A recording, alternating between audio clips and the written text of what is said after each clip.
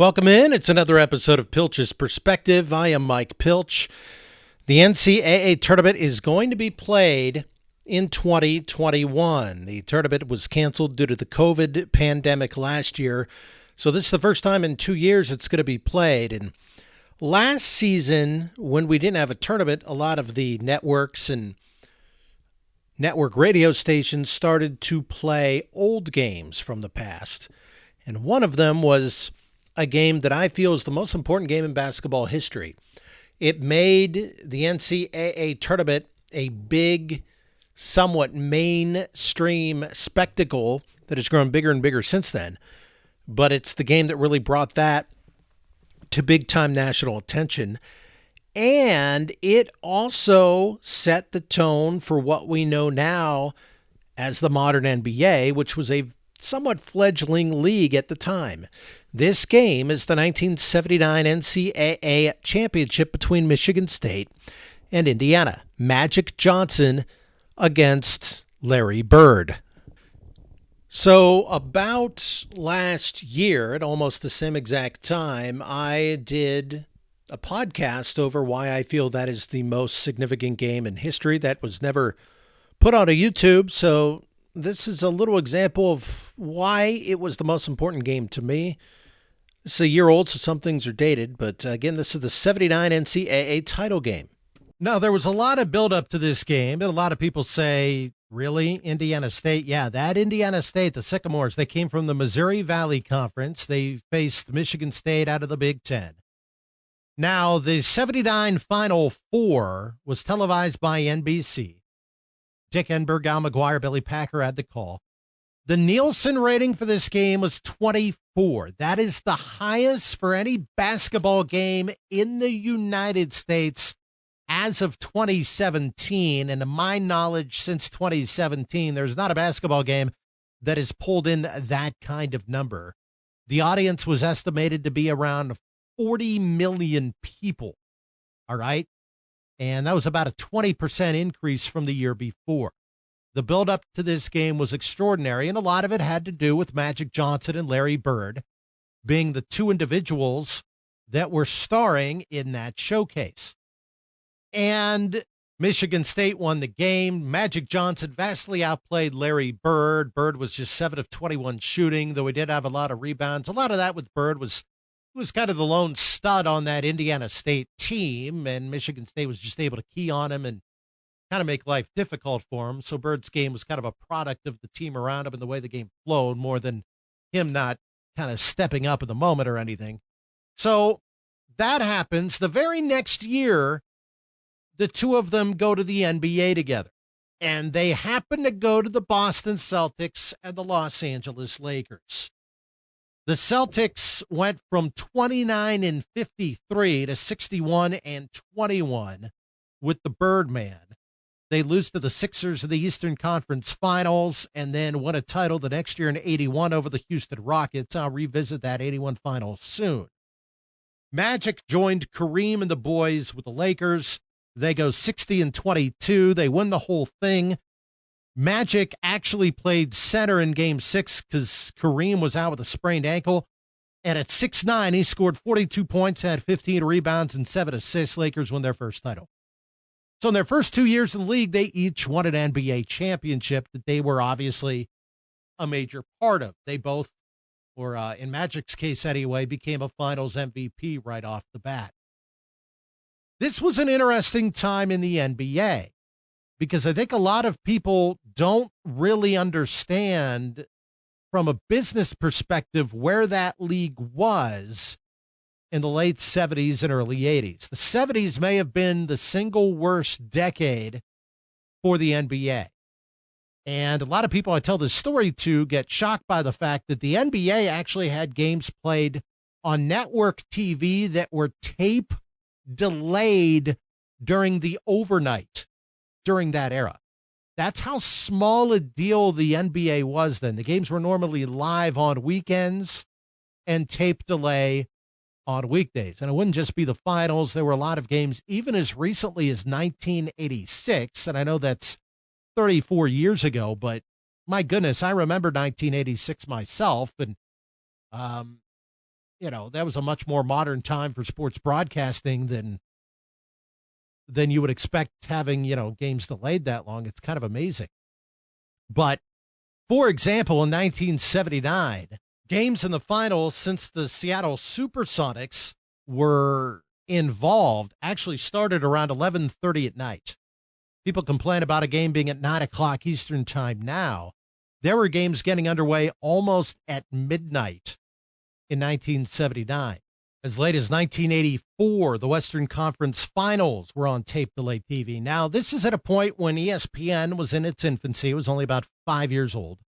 Cable was not yet a major part of people's lives. And a lot of those other sports you see on TV all the time now, Wimbledon, maybe golf events, things such as that, they were not covered live during the middle of the week back in those days either. It was a very different time in sports TV. You didn't have college football going around the clock on a Saturday the way you do now with every game available. It's just a handful of games each weekend, and that's all you got. So from a pure sports fan's perspective, you're living in the best times. You just are. That game in 1979, finals games got underway at 11:30 Eastern Time, 8:30 Pacific. That was to accommodate CBS preferred scheduling practices. So NBA final games were getting underway almost at midnight Eastern, ending between 2 and 3 in the morning out there. In 1986, this is an interesting little nugget of information. At this time, CBS had the NBA broadcast deal. But Game 4, the 86 Eastern Conference Finals between the Bucks and the Celtics actually went head-to-head with Game 4, the Western Finals between the Lakers and Rockets. They were both played at 3:30 Eastern on Sunday, May 18th of 1986. So you got regional coverage of the two conference finals games, and not just any game of the series. Game 4 is normally a pivot point because either one team's looking to clinch, one team's looking to go up 3-1, and one team's looking to even it up at 2. So that is obviously a critical junction of a series. Boston-Milwaukee began at 3:30 because Game 3 had to be played the day before, and that was to avoid tape delay broadcasts on a weeknight. So they actually had to play back-to-back games on the weekend in the mid-'80s just to avoid having games carry over into late night and tape delay. That being said, the game between the Lakers and Rockets in Houston could have still started at 1 Eastern. That's noon Central. You could have probably got both games in that way, but they didn't do that for some reason. CBS just didn't care enough or was just dumb enough. I don't know how you want to look at it to do that at the time. And the NBA playoffs and finals in 1981 were a complete disaster. Virtually the entire series was carried on tape-delayed TV. This is Boston beating Houston. What's interesting is the Rockets that year actually got to the finals with a sub-500 record. They went 40-42. A lot of that's because they had a lot of injuries throughout the course of the season. But of the 6 NBA Finals games in 81, 4 were tape-delayed broadcasts. 2 that were shown live were again played on the weekend back-to-back on Saturday and Sunday. I don't think the NBA would ever play back-to-back games on Saturdays and Sundays now. This is an era that was seeing the NBA get a bit of a revival, the 1980s. The Bird-Johnson rivalry had carried over from college and saturated itself. Michael Jordan, his airness and everything he could do on a basketball court. He got a lot of publicity while playing collegiately at North Carolina, helped them win a national championship in 1982. James Worthy, Sam Perkins, some of the others on that team. They became NBA stars. Of course, Jordan at a major market in Chicago, Worthy going to L.A. to join the Showtime Lakers and teaming him up with Magic and Kareem and all that. That was all a big part of this. David Stern finally became the commissioner of the league in 1984. And interestingly, since Stern took over, the finals basically have teams with big stars. Now, you can say, the stars on modern NBA teams, blah, blah, blah. Virtually every era in NBA history is full of super teams. In fact, I would argue the super teams of yesteryear were more superish than a lot of the teams of now. Now you see 3 guys pair up and they make a big deal about it. Back in those days, you'd get 4 or 5 Hall of Famers on a team, let alone stars pairing up. And ever since Stern took over in 84, the finals have had teams with big stars and huge personalities, of course. So Stern said, look, if people don't care enough to watch this live, let's pump up the drama with the big stars and the big names and play up their personalities to draw viewers in. Essentially, the NBA is a lot like pro wrestling, where they deliberately manufacture feuds between stars. When you see the latest buzz on Twitter, the latest NBA news, it's usually middle school or high school level drama going on between the two of them. And some of those guys, I think, do it to pump themselves up and motivate themselves. I think there's some guys that do that. They look for things to get motivated for.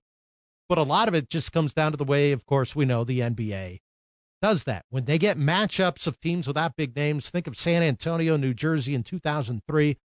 We know how good those Spurs teams were with Tim Duncan and David Robinson and the like. The Nets had Jason Kidd. But they weren't big personalities. Their ratings were abysmal. 2005 Spurs Pistons, I know we're going back 15 years now, but those were two really good teams. The Pistons were going for back-to-back, Chauncey Billups, Ben and Rasheed Wallace, Rip Hamilton. Then, of course, with the Spurs, you had Duncan and Ginobili and Parker and all that. The ratings for that NBA Finals were embarrassingly low. The finals that year had an average of about an 8.2 rating. The lowest ever was San Antonio and the Cavaliers in 2007. That was 6.2. To put it in perspective, those Cleveland Golden State games averaged around at 11.5 at 11.6 around there. I think Toronto and Golden State was like at 8.8 in 2019.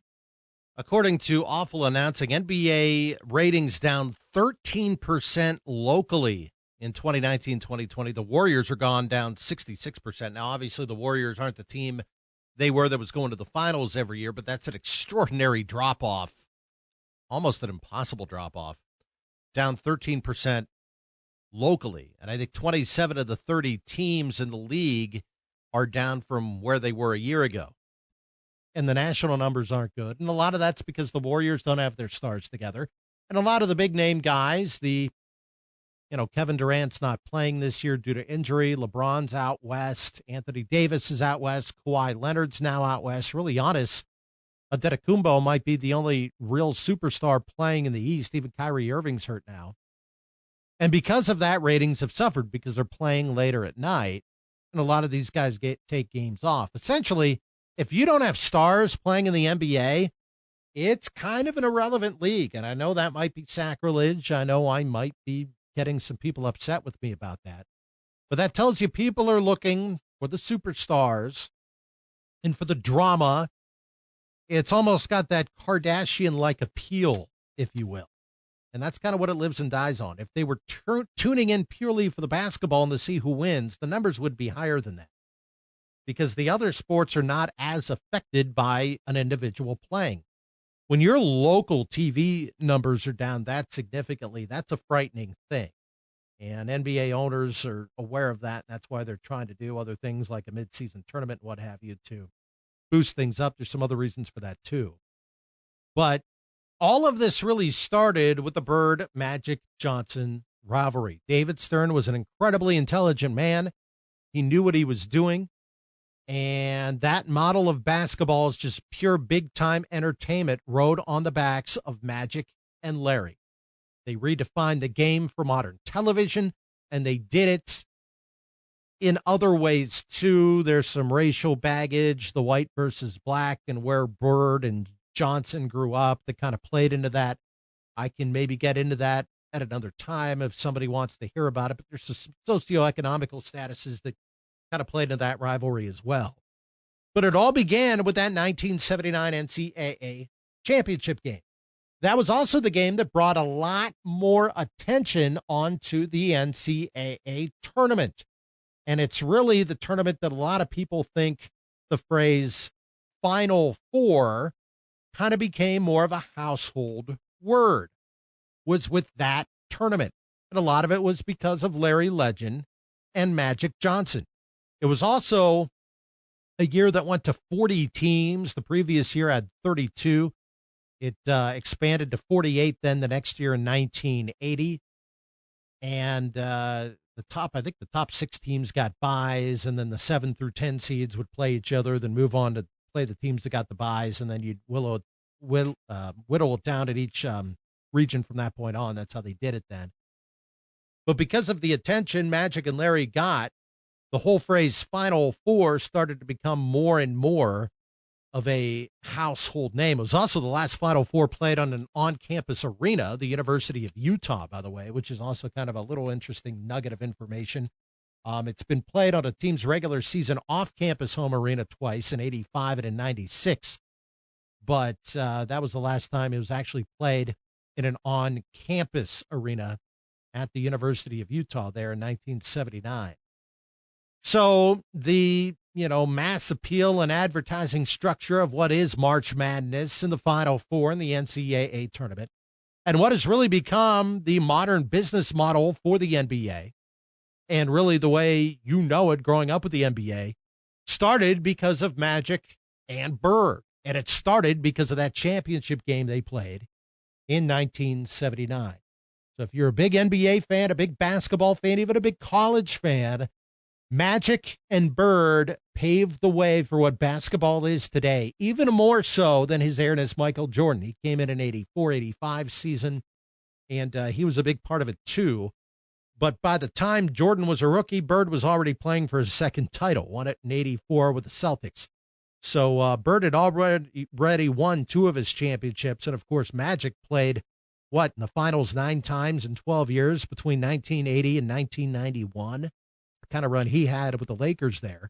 And then, of course, the Lakers and Celtics continued that rivalry throughout the 80s, meeting in the finals in 84, 85, 87. So 3 times in 4 years they squared off in the finals, helping CBS eventually figure things out before NBC got the broadcast rights in the 1990s. So that's a quick history lesson on why I think that 1979 NCAA title game is the most important game in the history of basketball. I do not think the sport itself, let alone the NBA, would be as big a deal as it is now if it weren't for that game. I think the Final Four would have eventually grown into what it is now. I don't know what path the NBA would have taken. Somebody else would have come along and played that Magic and Bird role, but things could have played out differently had that happened. So those are some of the reasons I feel that was the most important basketball game ever played. You don't know that at the time, of course. This is something that can probably only be really figured out in hindsight, but everything adds up, and both the NBA and the NCAA tournament haven't been the same since, and that is for the better. I am Mike Pilch. I try to take a look at the current events and things going on in today's world and give you more a historical tie-in for everything. I'm Mike Pilch. This is Pilch's Perspective. Have a good and safe week.